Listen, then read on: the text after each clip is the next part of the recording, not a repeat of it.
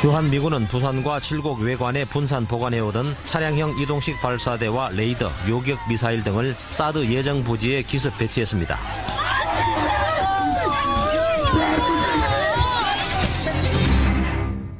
예, 그야말로 기습적인 알박기였습니다. 주한미군이 어제 새벽 사드 배치 예정 지역이죠. 성주 골프장에 고고도 미사일 방어 체계 사드 장비를 전격적으로 배치한 건데요. 기본적으로 거쳐야 할 환경 영향 평가도 생략한 아주 기습적인 배치였습니다.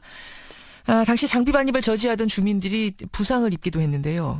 현장에서는 밤샘 농성, 시위가 이어지고 있답니다. 자, 현장 상황 먼저 체크를 해보죠. 사드 배치 철회 성주투쟁위의 이석주 공동위원장 연결이 돼 있습니다. 위원장님 나와 계세요. 예, 말씀하세요. 밤새 현장을 지키셨다고요? 예. 밤 사이에는 괜찮았습니까? 예, 지난밤은 괜찮았고요. 어제 1시 반부터 경찰이 주민들을 봉쇄 작전을 했죠. 그냥 들이닥친 겁니까? 그 당시 상황이 어떻게 됐어요? 갑자기 경찰들은 전국에서 다 배치가 되었겠죠. 몇 명이나요? 80개 중대라니까 추산하기 한 8천에서 100만 명 정도 예상을 합니다. 지금 언론에는 4천 명이라는 데도 있고 5천 명, 8천 명 다양하던데 주민들이 느끼기에는 8천 명에서 1만 명. 4km 이내는 안정 지역을 봉쇄를 해버렸죠, 경찰이. 자기 집에서 밖에 나갈 수 없는 상황까지 만들었습니다. 그게 무슨 말씀이에요? 집에서 나갈 수 없는 상황까지 만들다니요? 한 집 대문 앞에 한 4명이, 경찰 4명이 서 있잖아요. 4명이? 그러면은 아예 못 나가게 그냥 나가지 마세요. 위험하니 그런 식으로 계속 경찰들이 4명이 둘러싸서 못 나가게. 손에 나이 드신 분 60대 70대 되신 분들은 경찰 3명이 막아도 힘으로 할 수가 없는 상황이지 않습니까? 그런 식으로. 그럼 부상은 그 과정에서 부상자가 나온 건가요? 아니요. 세관 주위에도 저희들이 한 80, 100명 정도 모여 있었거든요. 주민들이? 예. 우리가 밤샘 우리도 지킨다고 있었던 분들이 사드 장비가 들어갈 때 뚫고 들어가려 하다가 서로의 몸싸움이 있었는 거죠. 그렇군요. 군사 계엄 작전하고 딱 마찬가지였습니다. 군사 계엄 작전하듯.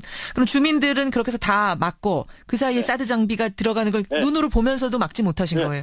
예. 이게 참 나라나 싶고 정부에 대해서 어떤 사람이 말할 수는 않는다만 진짜 좌절감. 별 생각이 다 들었죠. 별 생각이 다 드셨어요. 예. 근데 이제 한편으로는 이런 말도 합니다, 위원장님. 지금 북한과의 대치 상황이 갈수록 심상치가 않은데 사드 배치는 필요한 거 아니냐. 정확하게 모르고 하시는 분이라고 저는 생각을 합니다. 왜냐하면은 저희 지역에 성주 지역의 사드는 지금 수도권 방어가 되지 않습니까? 공식 발표된 상황입니다, 이게. 수도권까지는 방어할 수 없는 사드다. 성주의 사드. 대한민국의 50%가 수도권에 살고 있지 않습니까? 예. 그렇지만 나머지 50%는 그래도 성주에 사드 놔서 이거 방어할 수 있는 거 아니냐라고 얘기한다면? 제가 볼 때는 이 레이더 때문에 MD 레이더 때문에 저희들은 없는 걸로 생각하고 단 미국과 일본은 자기들 방어하기 위해서 놓는 걸로 그렇게 생각을 하기 때문에 저희들은 반대를 하고 있습니다. 결국 주민들은 이거 미국이 중국 들여다보기 위해서 그 레이더, X밴드 레이더 때문에 놓는 거 아니냐라 의심하면서 왜 우리 지역을 이렇게 위험으로 몰아넣느냐라는 생각을 하시는 거예요. 네. 지금 현재 제대로 환경영향 평가도 제대로 안 했고 어느 누구 책임 있는 사람이 지역 주민들한테 설명회 한번 한 적이 없습니다. 아예 한 적이 없다고요? 언론에서 하고 그러지 않았어요? 초창기에 성주 결정될 때? 아니요. 7월 15일 날 작년 한교안 국무총리하고 한민구 국방장관 성주군청에서 아가 지역 주민들한테 충분히 설명한 후에 동의를 받은 후에 사드 배치를 하겠다고 약속을 했습니다.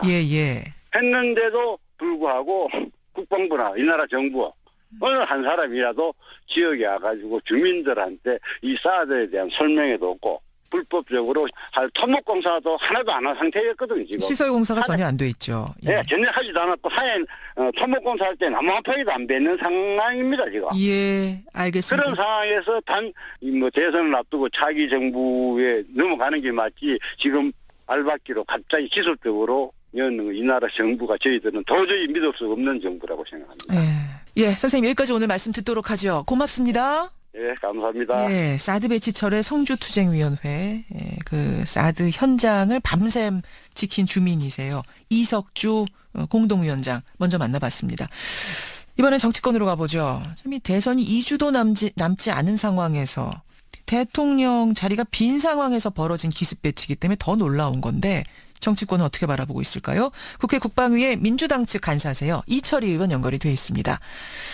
이 의원님 안녕하세요. 네, 안녕하십니까. 그야말로 군사작전 하듯이 기습적으로 이루어진 배치. 민주당은 아셨어요? 몰랐습니다. 전혀 모르셨어요? 네. 되게 국방부가요. 예. 사전에 뭐 야당이나 국회 쪽에 알려주는 경우는 거의 없었고요. 어허. 지난 3월 6일에 왜 성주포대 일부가 한국에 들어왔다 이런 얘기 있었잖아요. 그랬었죠. 그때 국회 국방위가 열리고 있었는데 예. 장관이 아주 천덕스럽게 예. 아무 얘기도 안 했거든요. 뭐 조속 기소 들어오거나 이런 일 없다 이렇게 얘기했기 때문에 그렇군요. 사실상 저희들로서는 뭐 이렇게 기만당했다 이렇게 생각하는데 기만당했다. 예. 그 이후로도 뭐 어떤 그런 얘기는 없었고요. 개인적으로는 어제 아침 한 7시쯤에 예, 장관이 제가 야당 간사라 전화를 해서 얘기를 했는데 예. 그때는 이미 뭐 언론 보도가 다 나온 상태라 뭐 사전에 알려준다든가 뭐 협의를 했다든가 그런 거랑은 전혀 무관한 겁니다. 아니 그러면 지금 청와대 대통령 없지 않습니까? 그렇죠. 그렇죠? 국회에도 전혀 알려주지 않았고 도대체 누가 결정해서 주도권을 잡고 이렇게 기습적으로 새벽에 장비를 들일 수 있는 겁니까? 그게 의문입니다. 장관을 비롯한 국방부에게 물어보면 예. 이거 뭐 안보상 군사상의 필요에 의해서 하는 겁니다. 이런 얘기만 계속 이렇게 반복해서 할 뿐 지금 사실 예정보다 서두르게 된 거잖아요. 그렇죠. 그러면 이렇게 서두르게 된 이유가 뭔지 배경이 뭔지 뭐 구체적으로 들어가면 예. 미국이 그렇게 요구하는지 아니면 우리가 우리 자체 판단으로 서두르고 있는 건지 이런 것에 대한 얘기는 전혀 없습니다. 그러니까 지금 이게 국민들이 무조건 안 된다 뭐 이런 게 아니라 적어도 절차는 제대로 밟고 따져가면서 차례차례로 하자. 특히 대선이 2주밖에 안 남지 않았느냐 이런 상황인 거잖아요. 그럼요. 그런 상황인데도 이렇게 새벽에 막 주민들을 막아서가면서까지 대통령이 없는 상황에서까지 이렇게 할 필요가 있는가? 이게 의아해요. 도대체 누구 결정인가? 그러니까 저도 그게 굉장히 의문이고요. 사드의 배치의 필요성에 대해서 인정하시는 분들조차도 예. 이렇게 하는 건 아니지 않느냐라는 얘기를 많이 하고 있거든요. 절차상의 문제. 그래서 저는 이게 어차피 새 정부가 들었으면 국방부나 대통령 부재한 상황에서 예. 일종의 과도정부잖아요. 과도정부에서 그렇죠. 이렇게 결정을 서두르게 된 이유에 대해서는 정부 차원에서 좀 찾아야 된다고 생각해요. 예를 들면 감사원 감사를 해본다든지 예. 이렇게 해서 우리 정부가 왜 이렇게 서두르게 됐는지 국방부나 우리 군의 역할이 뭐였는지를 좀 분명하게 검증을 해놓는 게 좋다고 저는 생각합니다. 왜 이렇게 서둘렀다고 개인적으로는 추정하세요? 뭐 저는 언론이나 전문가들이 보는 시각과 다르지 않는데요. 예. 새 정부 들어서기 전에 예. 분명히 기정사실화 시켜놓고 뭐 흔히 알박기라는 표현도 쓰는데요. 예. 되돌릴 수 없게 만들려고 하는 거 아닌가 싶은데 예.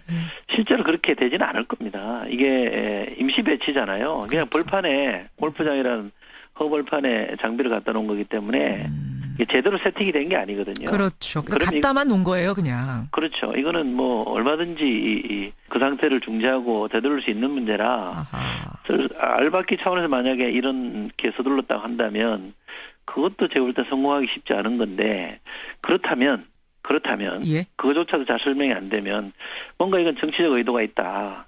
대선판에 예. 이 안보 이슈를 제기를 해서 영향을 미치려고 하는 거 아닌가 누군가가 그런 의심은 전 합리적 추론이라고 보거든요. 그렇게 보시는군요. 그렇게만 생각을 하고 있습니다. 알박기일 가능성 혹은 이게 치우면 되는 거기 때문에 알박기도 아닐 수 있다. 정치적으로 뭔가 영향을 끼치려는 선거에 영향 주려는 거 아닌가. 청와대 김관진 안보실장이 사실은 이 사드 배치를 주도해왔었죠. 네. 최근 2차례 방미했습니다. 네. 뭐 이런 움직임으로 봐서 혹시 김관진 실장이 주도권을 쥐고 계속 가고 있는 거 아니냐 뭐 이런 얘기도 나오긴 하더군요. 저희 국회 국방위 주변이나 이 국방부 주변에서도 대개로 안보실장이 주도한다 이런 얘기는 많이 나와요. 예. 되게 많은 사람들이 대체로 비슷한 얘기를 하면 그건 사실에 부합하는 거잖아요. 그래요. 그래서 저희도 뭐 이게 안보실장이 청와대가 주도하구나 이런 정도만 생각하고요. 또 예. 안보실장이 대통령도 없는 상황에서 방미를 2차례인가 3차례 했습니다. 예, 제 예. 기억에. 가서 계속 사드 얘기만 했거든요. 예. 그거는 조금 우리가 일상적으로 생각하기에 이상하다는 느낌을 갖는 게 당연해서 예. 저희는 안보실장이 주도한다라고 보기는 합니다만 딱 부러지게 이게 이유입니다라고 또 제시할 만한 건 없어서 알겠습니다. 조심스럽긴 합니다. 안철수, 홍준표, 유승민 후보는 사실상 사드 배치 찬성 쪽이고 심상정 후보는 반대. 문재인 후보는 차기 정부가 결정할 문제. 이런 입장이신 거죠? 네. 예, 2주밖에 안 남은 상황입니다. 만약 문재인 후보가 대통령이 된다면 그럼 2주 후에는 어떤 식으로든 입장을 취하셔야 되는 건데 네. 어떤 입장이십니까? 문재인 후보가 어제 저희 군이 화력 훈련하는 게 있어요. 예. 그러니까 북한이 도발했을 경우에 우리가 이 압도적인 화력을 가지고 어떻게 제압하는지를 훈련을 통해서 보여주는 건데 거기에 문재인 후보가 참석하셨는데 그런 말씀을 하셨어요. 이 문제는 대선이 임박했잖아요. 예. 이제 거의 20일이면 끝나니까 그렇죠. 다음 정부로 넘겨서 이 외교적 카드, 특히 북핵 폐기를 위한 외교적 카드로 써야 된다. 그렇게 활용할 수 있도록 열어줘야 된다. 이런 말씀을 하셨거든요. 다음 정부도 되자마자 사드 찬성한다, 반대한다, 들여온다, 안 된다 이렇게만 논쟁할 일은 아니고요. 차분하게 이 문제는 종합적으로 검토해야 된다고 생각하고. 그 차분한 검토하는 거는 그럼 원점에서 재검토의 의미입니까? 지금 원점에서 다 되돌릴 수는 없겠죠. 한미 간에 정부 간에 뭔가 협의를 진행해 와서 진도가 여기까지 나온 거라 그러면 예. 그거를 원점으로 되돌려가지고 백지화된 상태에서 새롭게 가자 이렇게 말할 수는 없을 그건 텐데 아니고 예. 그런 점까지도 충분히 고려해서 이 문제를 우리가 어떻게 풀어야 되느냐, 외교적 관점에서 어떻게 풀어야 되고 북핵이나 미사일 방어 관점에서는 어떻게 풀어야 되고 주민 의견을 수렴하는 차원에서는 어떻게 풀어야 되고 등등을 종합적으로 검토해서 예. 신중한 결론을 내려야 되겠죠. 알겠습니다. 이게 그 선거 전략상 혹시 입장 유보하시는 거 아니냐 뭐 이렇게 의심하는 분들도 계시는데 저희는 이 문제가 작년에 나왔을 때부터 사실은 김종인 대표 시절부터 예. 일관된 입장을 지금 가지고 있습니다. 선거랑 무관합니다. 예, 차기 정부가 외교 카드로 쓸 수 있도록 네. 지금 입장 오히려 확실히 정하지 않는 편이 낫겠다. 이런 말씀 여기까지 확인하도록 하죠. 이철희 의원님 고맙습니다. 예, 고맙습니다. 국회 국방위 민주당 측 간사세요. 이철희 의원의 생각까지 들어봤습니다. 여러분은 어떻게 생각하십니까? 명이 서 있잖아요. 4명이. 그러면은 아예 못 나가게 그냥 나가지 마세요.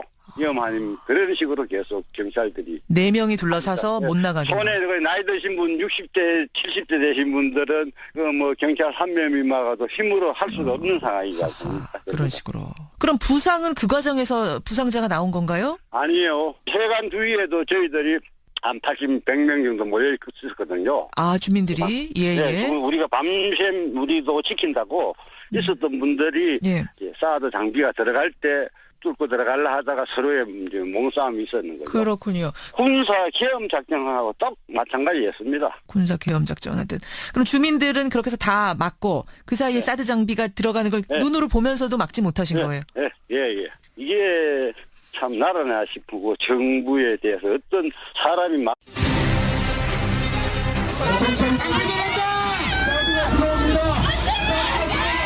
주한미군은 부산과 칠곡 외관에 분산 보관해오던 차량형 이동식 발사대와 레이더, 요격 미사일 등을 사드 예정 부지에 기습 배치했습니다.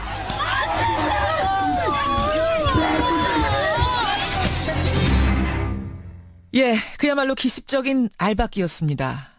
주한미군이 어제 새벽 사드 배치 예정 지역이죠. 성주 골프장에 고고도 미사일 방어 체계 사드 장비를 전격적으로 배치한 건데요. 기본적으로 거쳐야 할 환경 영향 평가도 생략한 아주 기습적인 배치였습니다.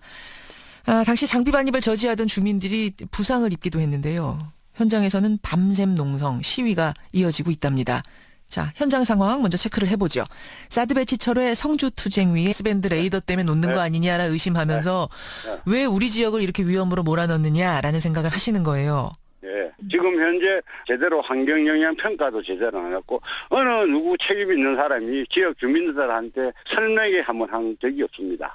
아예 한 적이 없다고요? 그걸 뭐 언론에서 하고 그러지 않았어요? 초창기에 성주 결정될 때? 아니요. 7월 15일 날 작년 한교안 국무총리하고 한민구 국방장관 성주군청에서 아까 지역 주민들한테 충분히 설명한 후에 동의를 받은 후에 사드 배치를 하겠다고 약속을 했습니다. 했는데도 불구하고 국방부나 이 나라 정부 어느 한 사람이라도 지역에 와가지고 주민들한테 이 사드에 대한 설명회도 없고 불법적으로 할 토목공사도 하나도 안 한 상태였거든요. 지금. 시설공사가 전혀 안 돼. 이석주 공동위원장 연결이 돼 있습니다. 위원장님 나와 계세요. 예, 말씀하세요. 밤새 현장을 지키셨다고요? 예. 밤 사이에는 괜찮았습니까? 예, 지난밤은 괜찮았고요.